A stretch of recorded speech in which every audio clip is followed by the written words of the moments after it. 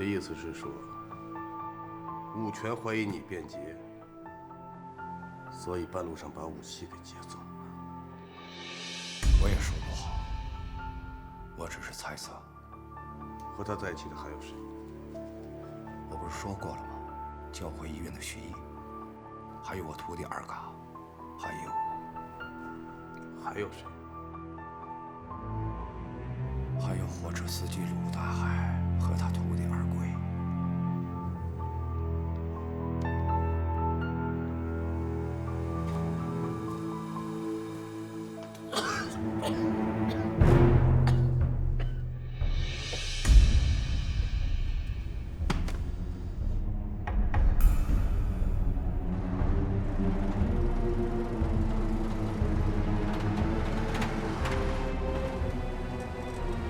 组长，我们现在去哪儿？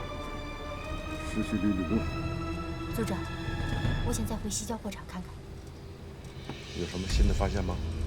没有，只是感觉有什么地方不对，我想再回去看看。一批采矿设备搞得那么剑拔弩张。不过从情形上看，我们的情报不该有误。好，既然去了，就查得仔细一些。要不要带几个人过去？不用了，我自己处理就可以。昊天，靠边停车。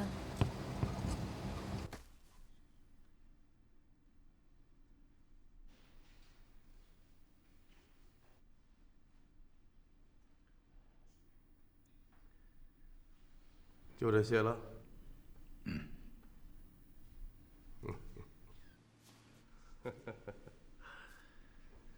谢谢赵先生这份坦诚。哎，你帮我想想，要是武权得到那批武器，他会藏在哪儿呢？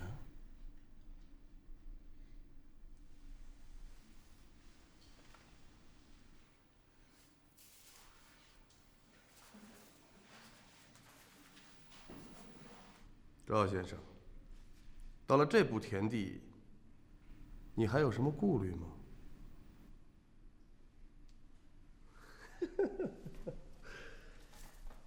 我只要一个电话，你马上就能见到你的妻女，还有老娘。不过不是在这儿。我想，那批武器应该在五华山。五华山？对，在五华山。五华山是游击队的藏身之处。自从你们的人围剿了机关屯之后，游击队就转移到了五华山。那里，第一，离边境近；第二，五华山不是王德彪的防地。我想，那批武器应该在那里。赶紧收拾一下，跟我走。去哪儿？去五华山。你现在已经是我们的人了，别再想着给自己留后路了。哎，陈队长，我不是那意思，我是说，你们把我关了这么久，如果武权他们怀疑我出卖他们，那批武器恐怕早就转移了。再说五华山那么大，我只知道个大概。别跟我扯那没用，现在赶紧跟我走，一定要在他们转移之前把武器截下来，把他们一举歼灭。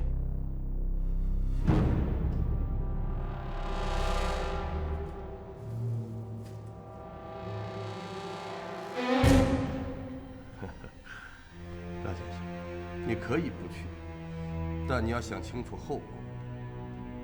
你的那些交代材料我已经交给省厅了，厅长非常满意。不出几日，潜伏在北满和南满的共党组织会因为你的出卖而遭到灭顶之灾。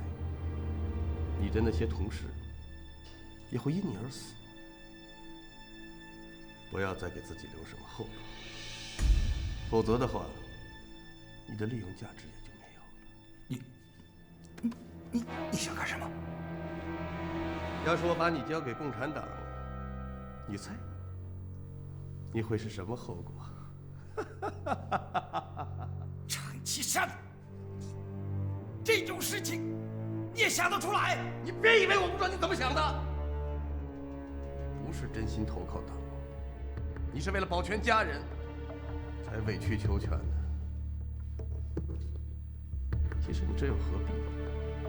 我不是跟你说过了，只要帮助我们完成这次劫杀任务，我会在周先生那儿为你谋一份南京政府的职务。当然，这得看你有多少料了。不急，好好想想我的话。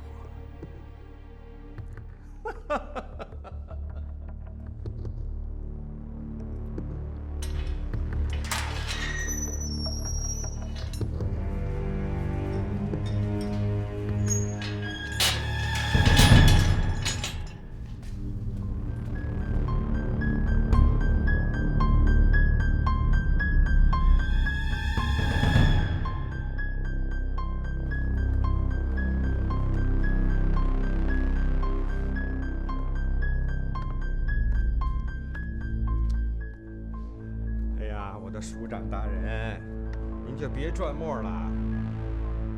您倒是给句实话呀，成还是不成？您看我这店也关了，货也封了，我这买卖还怎么做呀？不是你急啥呀？我又没说不帮你。这刚才你都听见了，我给程其山打电话，他人不在署里。这样，等他回来啊，我问问清楚，啊。不过我听说这件事啊，好像跟你那个未来的女婿有关。您是说那个许烨？哎，就是那个教会的许大夫。我听说他好像跟共产党有点瓜葛。哎呀，这年头啊，要是一跟共产党沾上边了，这事可就不好办了。这许毅他是不是共产党，跟我们杨家是一点关系也没有啊。就算我原来打算把小曼许配给他，我也不知道他跟共产党有牵连呢。啊，就凭这程其山一张嘴，他说是就是啊。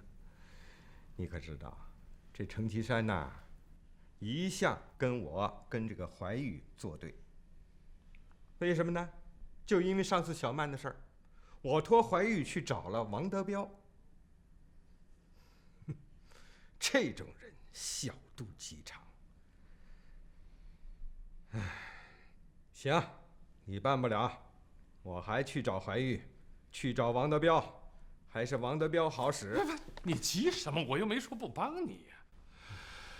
哎呀，只不过是闹心的事儿，最近都赶到一块儿去了，对吧？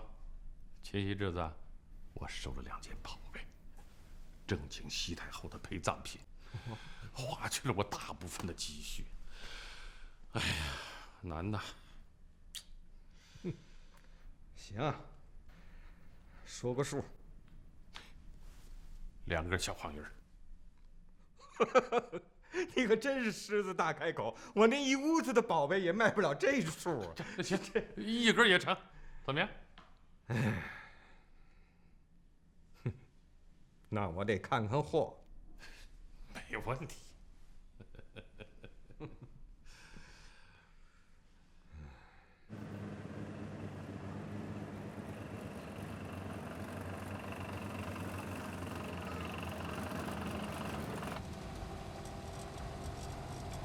一会儿让海德尔带着设备先到矿上去，把设备先封存起来。如果有人问起来设备安装的情况，就说设备在装卸过程当中被损坏了，先拖上几天。那海德尔呢？让他暂时在矿上吧，我跟他交代过了，让他看看产品说明书，先熟悉设备。好，这件事情我来安排。9号首长的入境时间大概是在3天以后。这条军区专运线已经启动，正好有一批矿石要运到丰田，一共6节车皮，时间还没有定。我跟王德彪已经说过了，因为要夹带古董，所以说加挂了客车车厢。不会引起怀疑吗？应该不会。上次王德彪去丰田府开会的时候，也加挂了客车车厢。我们正好利用这次机会。哎，你接下来打算怎么做？我想去边境看一看。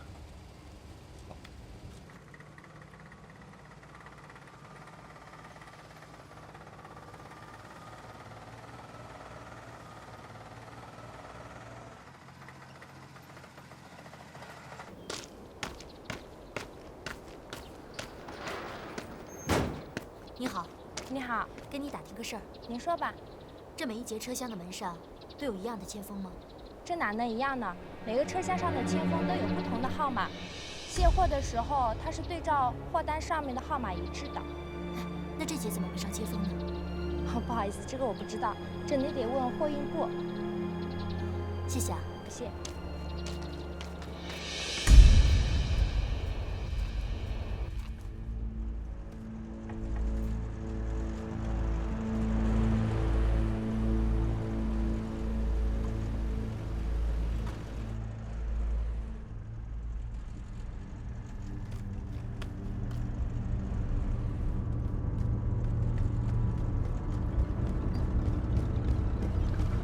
严副官，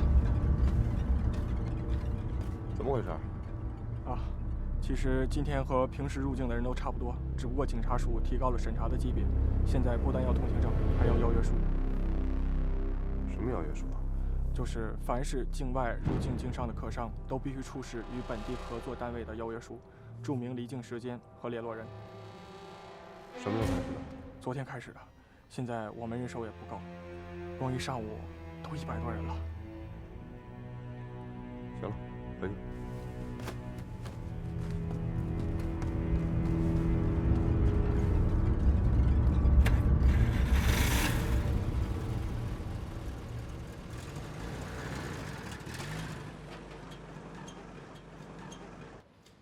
您是问44874列车的前锋吗？对。那你想知道哪节车厢呢？洞332和洞333。稍等，我帮你查一下。好。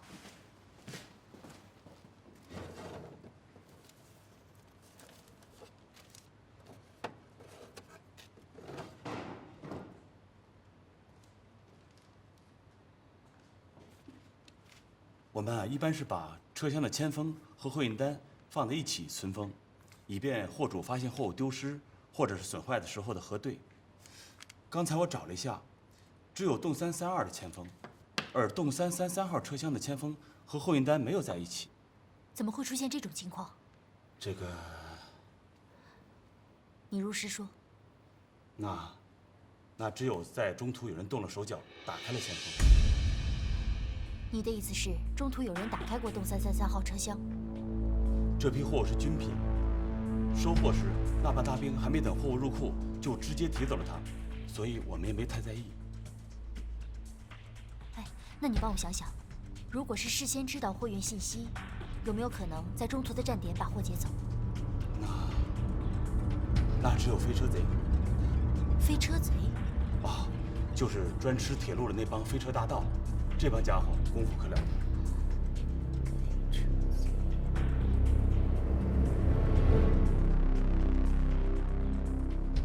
首长，是你把海关入关审查级别提高的？啊，这么大的事儿，你一个人能做得了主吗？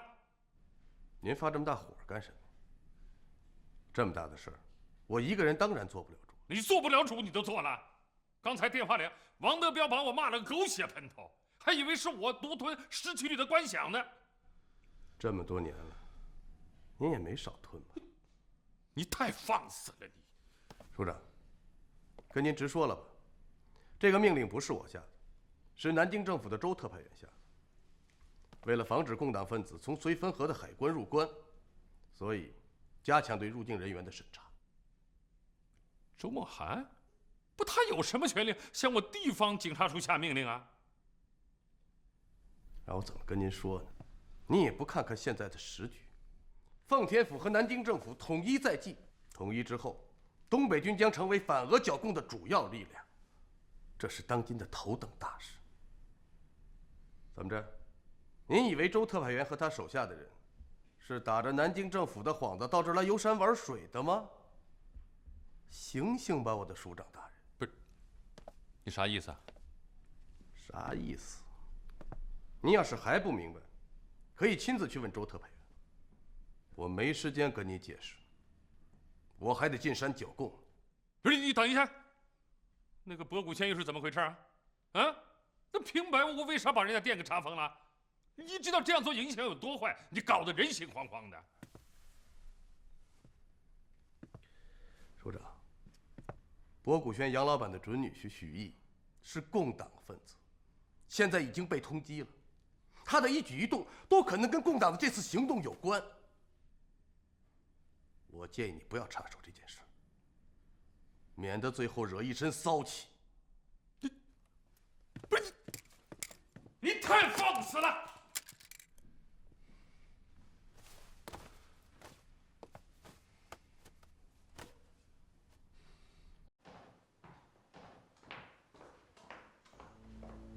来人！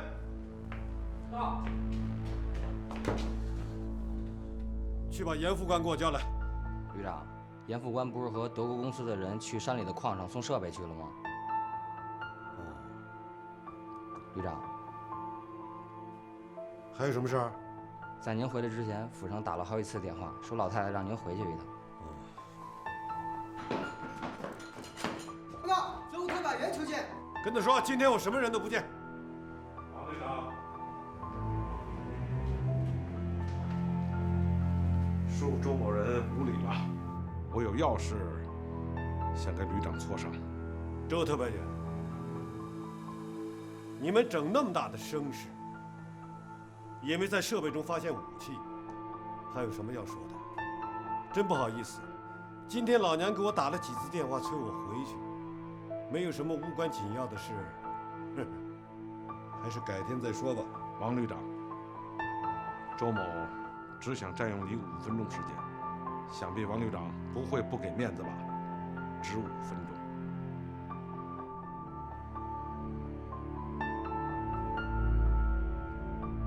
好吧，看场。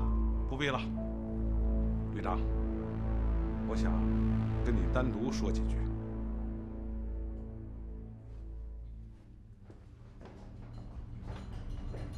请吧。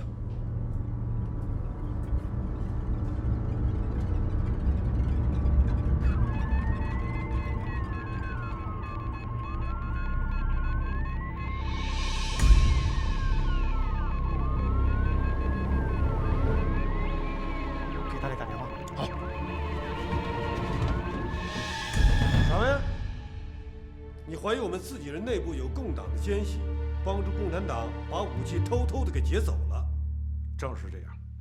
据我们抓到的共党分子交代，这批武器的确是夹带在运往桂旅的采矿设备当中，而我的人也查实了这趟车的车次和车厢。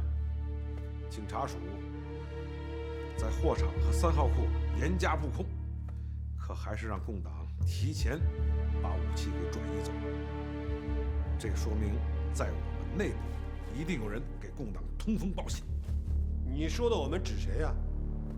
警察署还是17旅啊？边疆守军还是你们南京政府啊？王旅长，我想这个话不用我说明白吧？你还是把话说明白点好。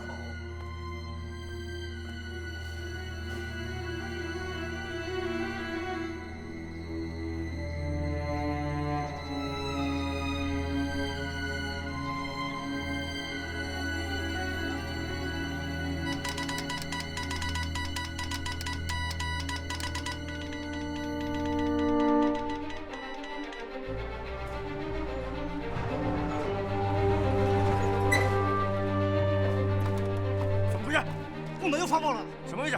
城中，距离这里不到8公里。上山。恐怕不用我多说，王旅长就能参透其中的奥妙。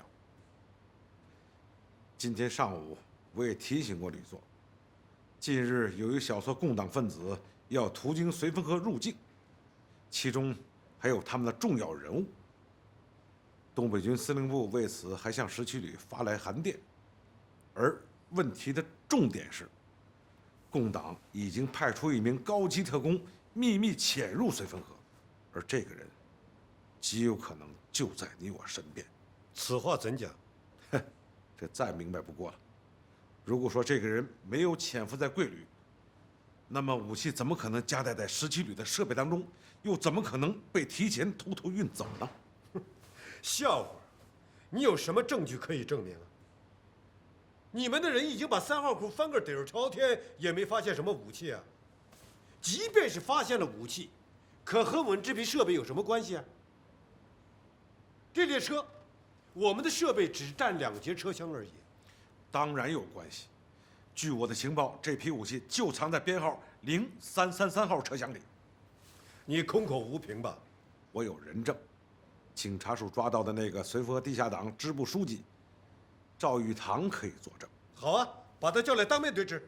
好，我也正有此意。如果赵玉堂能够证明这批武器与贵旅的采矿设备有关，我将以南京国民政府的特派员身份，提请召开3方联席会议，共同商讨剿灭共匪之大计和清查我们内部的奸细。你说的3方联席会议，都指哪3方啊？自然是王旅长的17旅、绥芬河警察署和鄙人所代表的南京国民政府。我看没这个必要吧。鄙人认为，在这种非常时期，很有必要。对不起，这不符合程序。那王旅长的意思呢？东北军和南京政府还没有达成最终的联合统一协定，至今我王德彪头上顶的还是东北军的5色旗。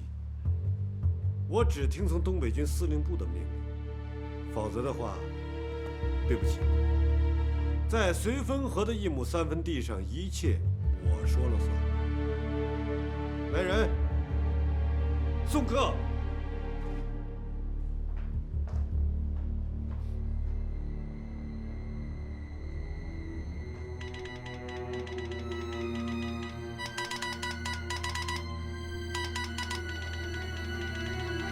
6个。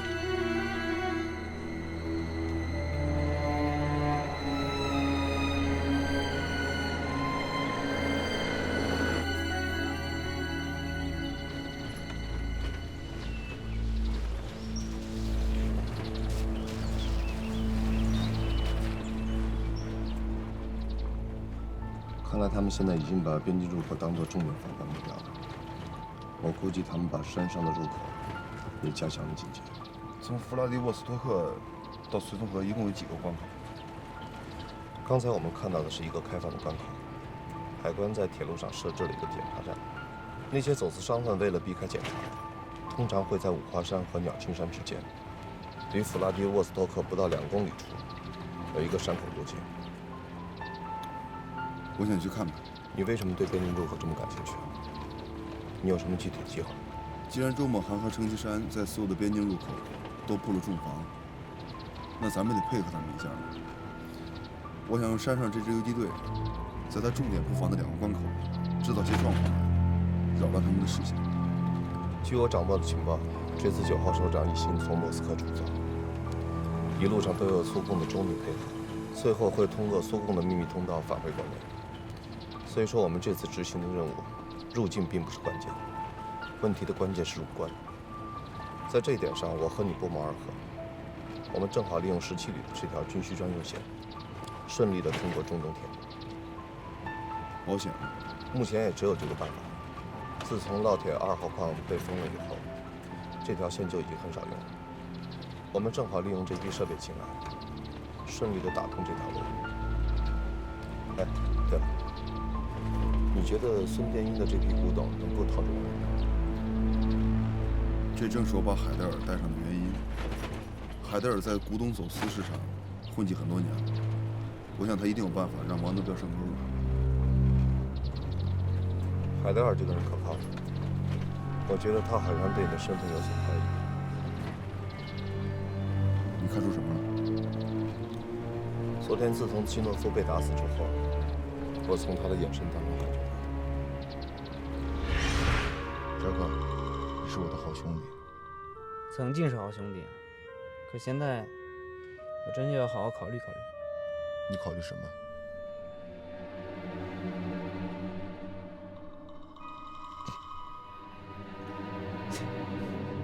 我就是要好好考虑考虑，我到底有没有资格跟一个共产党做好兄弟呢？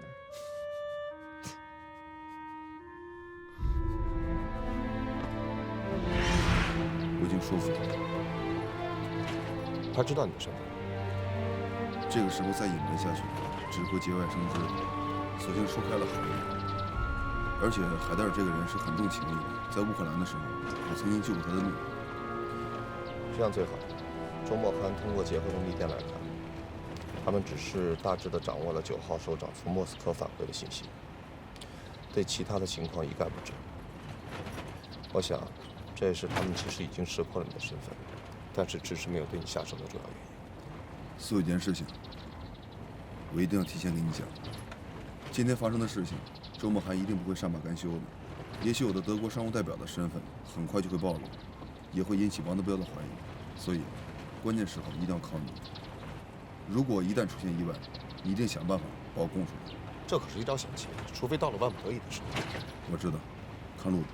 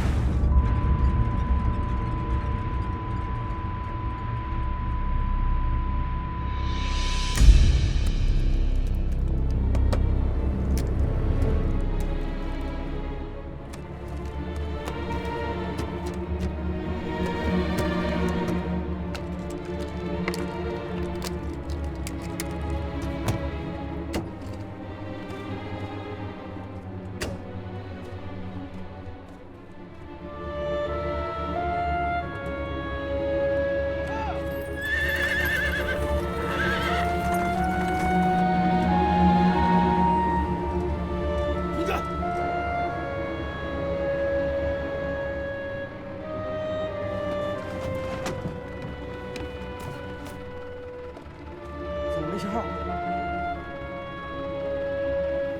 去那边看看。是。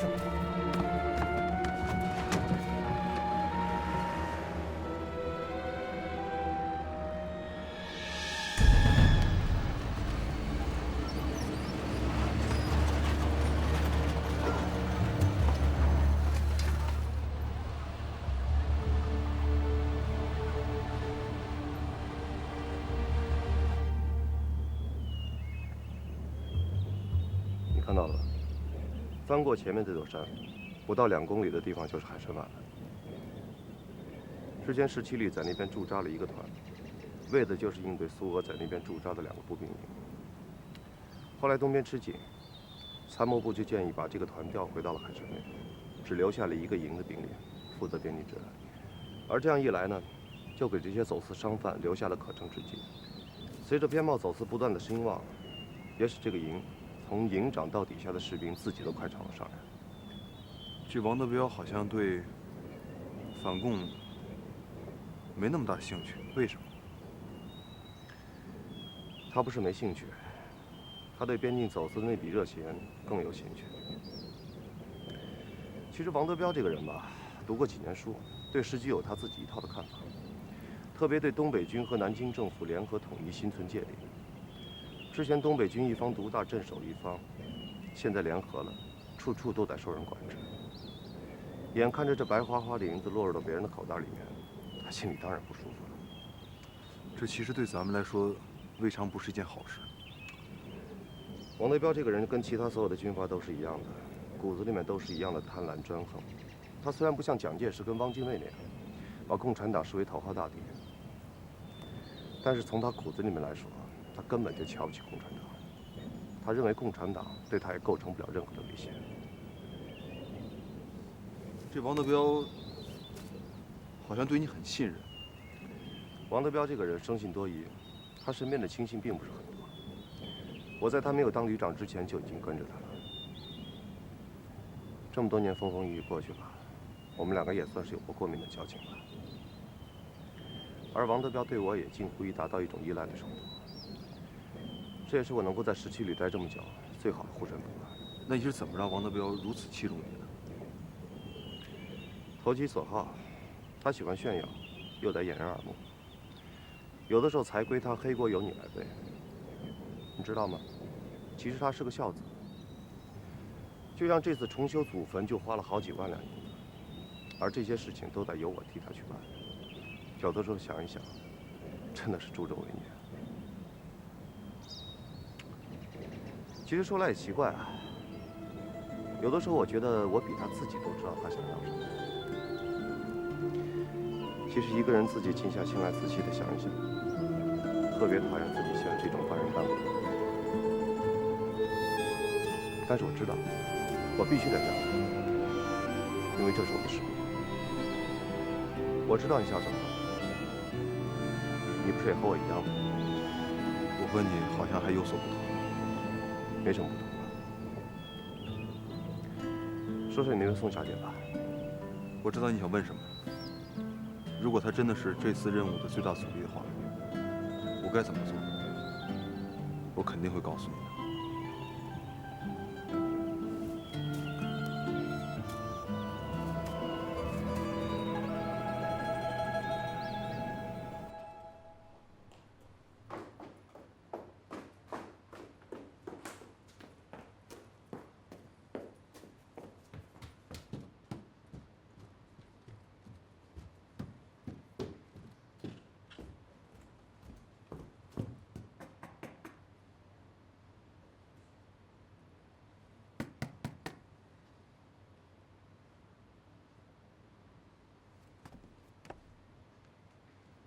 我不管你曾经和这个叫江海洋的男人发生过什么，或是有过怎样的感情，我只是想说，你们现在的身份和立场都已经不同了，你们现在是势不两立的敌手。这些话是组长让你跟我说的吗？不，这些话是我想对你说的。组长是不是已经认定他就是那个共党特工了？组长是怎么想的我不知道，反正我觉得这个人非常可疑。组长的意思就是……他什么意思？没有，他没有什么意思。我只是想提醒你，如果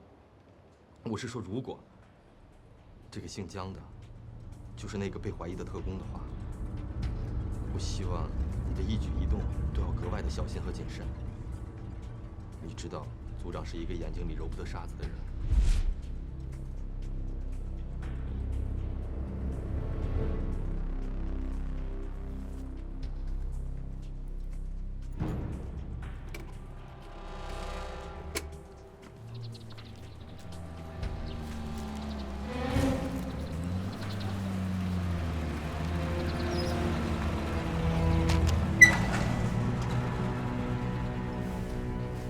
组长，我们已经到接待处了。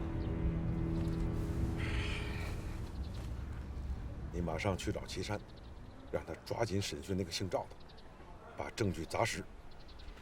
我一定要让姓赵的在王德彪面前演出好戏，杀杀他的威风。是。再有，你顺便去趟大理那儿，了解一下共党电台有没有什么动向。我马上去。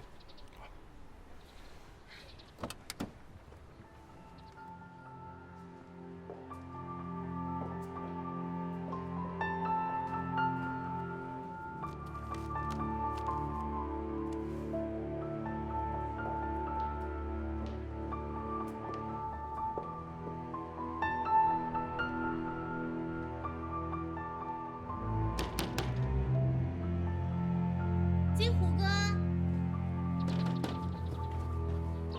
金虎哥，哎，小姐，有什么吩咐？你放我出去呗！小姐，您别难为我了，我不能给您开门啊！我要给您开门，这事儿给老爷知道了，我这月工钱全没了。好吧，好吧，我不出去，可我肚子饿了。那好，小姐，您肚子饿了，你想吃什么？我去让朱嫂给您做去。我不想吃朱嫂做的，我想吃街口那家3鲜包子，你去帮我买呗。这，小姐，我不能去呀，小姐，这。好，你不去是吧？那从现在开始我就不吃不喝，看我饿出毛病了，你跟我爹怎么交代？这，小姐，你别。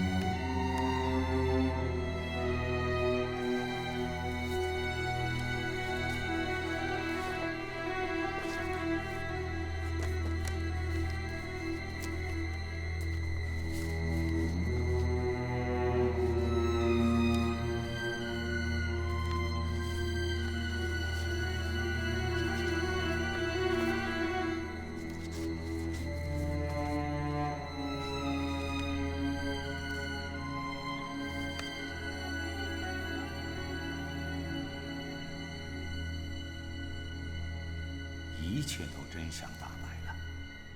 正像秦昊天说的，曾经炽热相爱的恋人，如今真的成了敌手。宋雅柔该做出怎样的抉择呢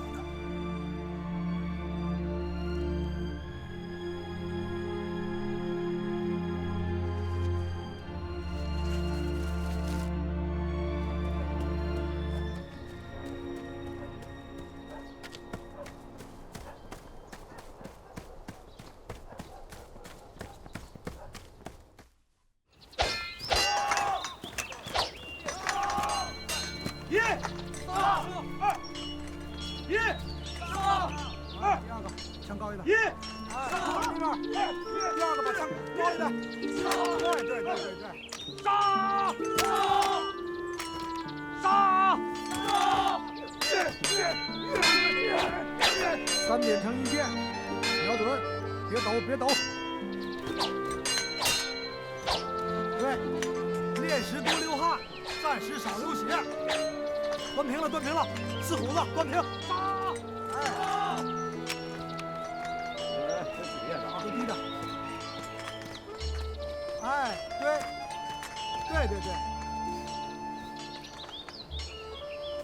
可是老弟啊，什么时候让大伙打实战呢？你说总这么练，但是不打实战，你说打上打不上的，那也不知道了。你说的没错，可是眼下咱这子弹紧了呀。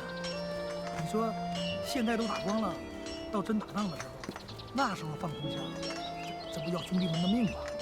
也是啊。端平。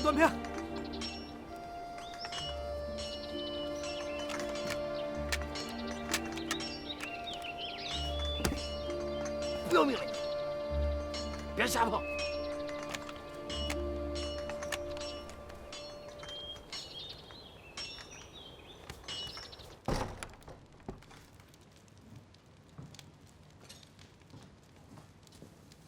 你确认那个货箱在中途被人动过？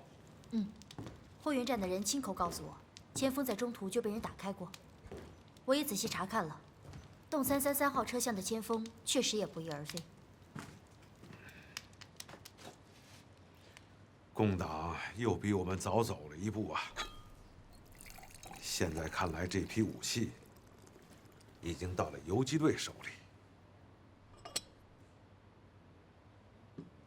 坐。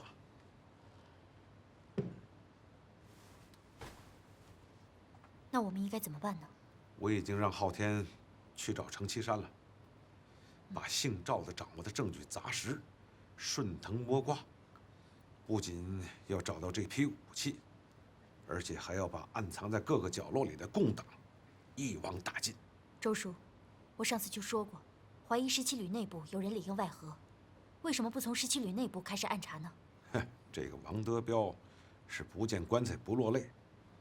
我向他建议召开3方联席会议，清查内部共党奸细，被他给拒绝了。为什么？难道他和共党之间有什么瓜葛？那倒不至于，但是在他的内部，一定有通共的嫌疑分子。这个王德彪是唯利是图的军阀，在这种关键时刻，他非但不配合，还横加阻挠。为了他那点儿蝇头私利，坐山观虎斗。这事儿好了，我们有了这个证据，再加上赵玉堂的口供，我再给他加一把火，让他尝一尝坐在火山口上的滋味。好，咱们现在就给南京国防部发报。是。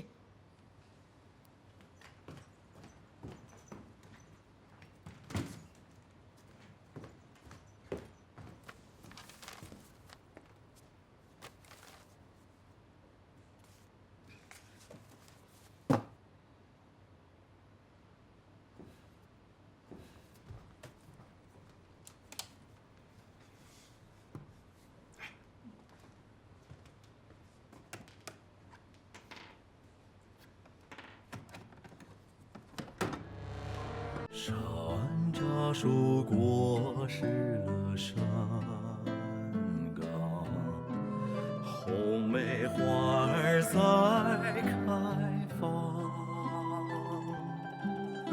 清清的河水静静的流淌，好像回到美好时光。举杯遥望那月亮，何时才能回家乡？琴声多悠扬，歌声多嘹亮，这是个要告别的晚上。为什么要忧伤？为什么要绝望？热的泪已充满眼眶。干了这杯酒，永远是朋友。好兄弟，手挽手醉一场。为什么要忧伤？为什么要彷徨？热的血已充满胸膛。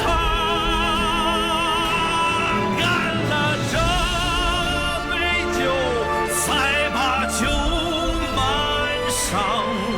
好兄弟，站起来，一起走。